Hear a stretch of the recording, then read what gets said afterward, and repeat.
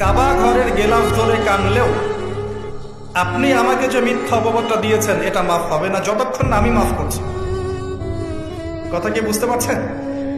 মনে করেন আপনি আমাকে মিথ্যা একটা অপবাদ দিয়েছেন এবং ধুয়ে রেখে দিয়েছেন একদম মিথ্যা অপবাদ দিয়ে। যতক্ষণ আমি আপনাকে মাফ না করছি, কাবা ঘরে গিয়ে গেলাফ ধরে কান্নাকাটি করলো এই পাপ মাফ হবে না ইনশাআল্লাহ। এই অবস্থায় মৌত হলে কি হবে? পরকালে দেখবেন আমি দাঁড়িয়ে আছি আপনার জন্য। আপনার হিসেব হচ্ছে, হিসেব শেষ। আপনি সালাত, সওম, হজ জাকাতের নেকি নিয়ে উঠেছেন, কিন্তু দেখছেন আমি দাঁড়িয়ে আছি, আমার মতো আরো 10 জন দাঁড়িয়ে আছে। ওই 10 জনকে আপনি গালি দিয়েছিলেন, অপবাদ দিয়েছিলেন, তাদের গীবত করেছিলেন, তাদের সম্পদ ও সম্মানের হানি করেছিলেন। এখন কিয়ামতের মাঠে আপনার নেকি দিয়ে এই ঋণ শোধ করতে হবে, অন্য কোনো অপশন নাই। আর যদি নেকি শেষ হয়ে যায় তখন কি হবে?